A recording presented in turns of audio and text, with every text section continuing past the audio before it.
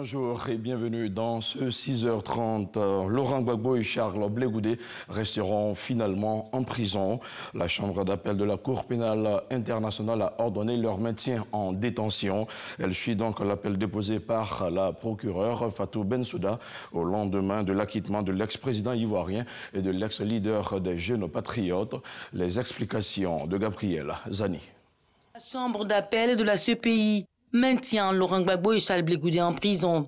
Laurent Gbagbo et Charles Blé Goudé n'obtiennent pas la libération immédiate sans condition, comme annoncé par le juge Kounota Fuseur le mardi 15 janvier.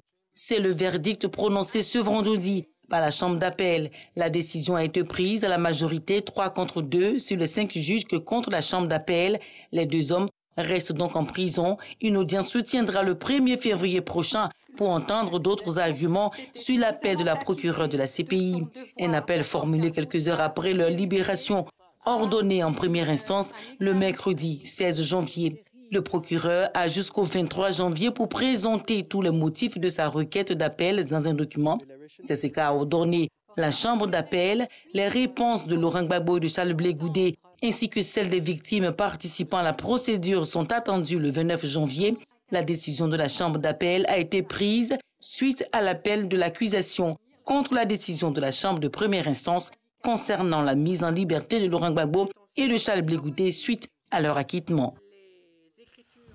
Sur un tout autre chapitre, le vice-président de Côte d'Ivoire, Daniel Kablan-Duncan, est à Madagascar. Il participe à la cérémonie d'investiture du nouveau président malgache, Andry Rajoelina. Avant la cérémonie d'investiture officielle qui se déroule aujourd'hui, samedi, Daniel Kablan-Duncan a rencontré le nouveau dirigeant malgache. Il lui a adressé le message de félicitations du président Alassane Ouattara, envoyé spécial à Tananarive, Alvor Assa. Le vice-président ivoirien Daniel Kablan-Duncan est porteur d'un message de félicitations du président de la République Alassane Ouattara au nouveau président malgache Andry Rajoelina pour son élection à la tête de Madagascar. Outre le message de félicitations, ils ont échangé sur les relations d'amitié et de coopération entre les deux pays. Entre Madagascar et la Côte d'Ivoire est bonne au niveau politique, mais nous avons, disons, du chemin à parcourir au niveau économique. Et j'ai senti chez le président Rajoelina la même volonté que le président Alassane Ouattara de renforcer cette coopération.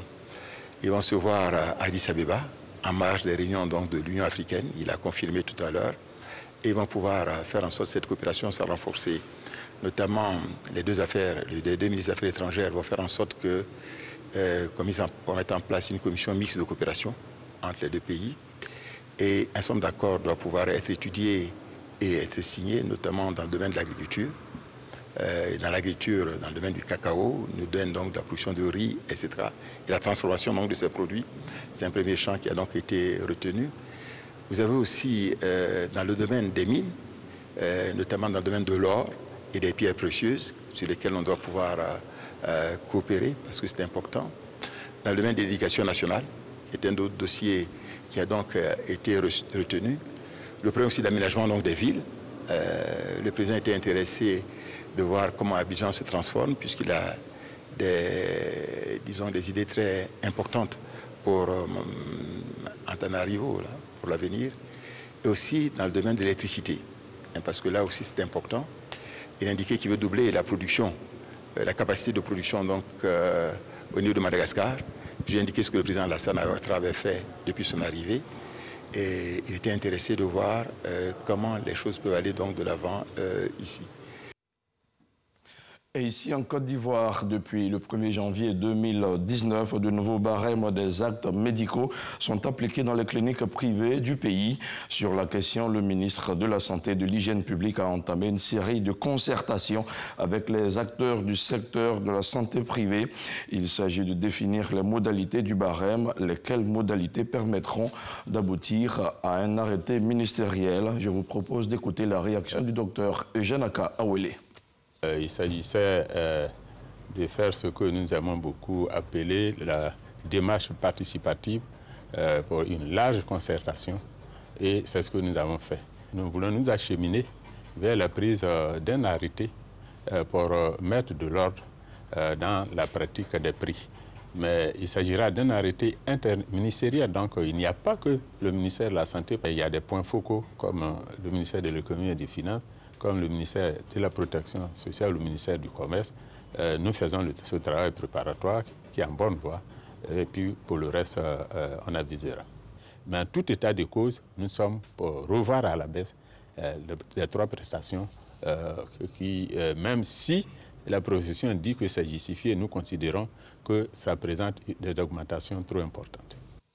Et comme vous venez de le voir, il est bon de savoir que les barèmes des honoraires et des actes médicaux appliqués depuis le 1er janvier 2019 par les organisations médicales privées de la santé sont ceux entrés en vigueur depuis le 1er mai 1998. Depuis cette date, les barèmes n'étaient pas uniformément appliqués sur l'ensemble du territoire ivoirien. Un ajustement des tarifs perçu comme une hausse chez certains patients qui ne l'acceptent pas. L'éclairage de Salimatou Dia. En leur disant... Les assureurs de Côte d'Ivoire se prononcent sur l'ajustement des tarifs appliqués dans les cliniques privées de Côte d'Ivoire depuis le 1er janvier. Ils balaient les rumeurs faisant état de leur intervention dans la fixation des cours. Les assureurs n'interviennent et ne sont intervenus à aucun moment dans la fixation des actes ou des honoraires des médecins et des coûts des actes des cliniques privées. L'Association des sociétés d'assurance de Côte d'Ivoire décide d'harmoniser leurs primes d'assurance en fonction des tarifs médicaux. À l'heure actuelle, pour atténuer la perte, les primes d'assurance, pour tenir compte de l'harmonisation des tarifs de 90 qui nous est proposé en vigueur, devraient être réajustées de l'ordre de 30 à 50% si nous voulons faire les choses. Mais tenant compte de la situation socio-économique, les assureurs limiteront cet impact sur les primes à des taux se situant entre 15 et 20%. Un arrêté interministériel devrait être pris bientôt, situant sur les barèmes des 31 actes médicaux dans les cliniques privées. Un mot de sport à présent, pays hôte des derniers Jeux de la francophonie. La Côte d'Ivoire avait choisi de loger les athlètes dans les locaux de l'Institut national de la jeunesse et des sports, l'INJS. Environ 400 étudiants avaient alors été délogés du campus. Un nouveau campus accessible aux étudiants depuis vendredi à travers une cérémonie de remise officielle des clés par le ministre des Sports. Voyons tout cela avec ce reportage d'Aude Aligbe. L'Institut national de la jeunesse et des sports, INJS, est un centre de formation au métier du sport et des loisirs créé en 1961 et regroupe 11 écoles au titre de l'année académique 2018-2019, 2500 étudiants pour les diplômes de professorat DPS, de sport, d'éducation permanente. Rénové à l'issue des 8e Jeux de la francophonie en juillet 2017, le campus a été rendu à ses occupants naturels. C'est donc avec beaucoup d'émotion que le porte-parole des étudiants de l'Institut, Alimon Daniel, a témoigné sa gratitude au ministre des Sports et aux autorités politiques. Nous avons entre nos mains un joyau. Et le défi majeur auquel nous devons faire face sera la pérennisation de nos acquis. Nous devons entretenir notre école en général et notre cité en particulier, afin que les générations après nous puissent en bénéficier. Le ministre Don Claude Paulin a demandé aux étudiants de prendre soin de ces infrastructures et aussi de rester concentrés sur leur formation.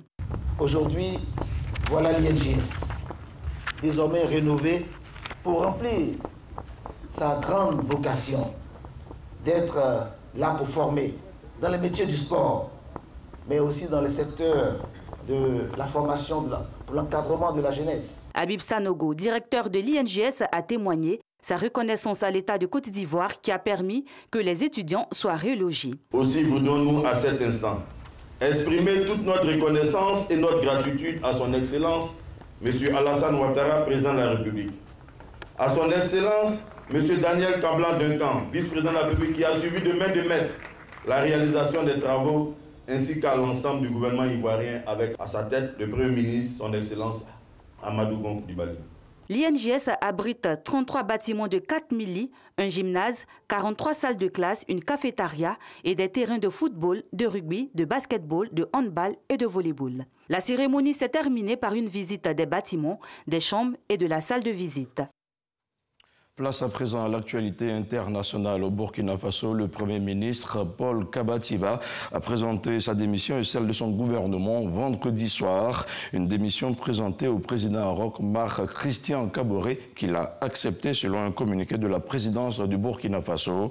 Paul Kabatiba avait été nommé en janvier 2016 pour conduire la toute première équipe gouvernementale de Roch-Marc Christian Kaboré. Au Sénégal, les échecs se multiplient pour Khalifa Sall. Sa condamnation à 5 ans de prison a été confirmée par la Cour suprême. Jeudi, l'ancien maire de Dakar a déposé son dernier recours. Sa candidature à la présidentielle a été rejetée par le Conseil constitutionnel et la question devrait être définitivement tranchée d'ici demain dimanche. S'il avait déjà été révoqué de son poste de maire de Dakar par un décret présidentiel, Khalifa Sall vient d'apprendre par voie de presse sa radiation de l'Assemblée nationale. Et c'est la fin du suspense en Algérie. Le président Abdelaziz Bouteflika a convoqué hier vendredi le corps préfectoral pour la tenue du scrutin présidentiel qui aura lieu le jeudi 18 avril prochain, a indiqué un communiqué de la présidence algérienne. Selon la réglementation, les prétendants doivent déposer leur dossier de candidature au plus tard le 4 mars prochain devant le Conseil constitutionnel. Et du sport pour refermer cette édition d'information prévue pour organiser la CAN 2023. La Guinée a accepté le glissement de calendrier. Ce sera donc pour 2025 et la question d'une organisation conjointe avec le Sénégal, voire la Gambie ou encore la Mauritanie est désormais ouverte. Voilà qui referme ce journal. Merci à vous tous qui l'avez suivi et je vous retrouve demain à 6h30.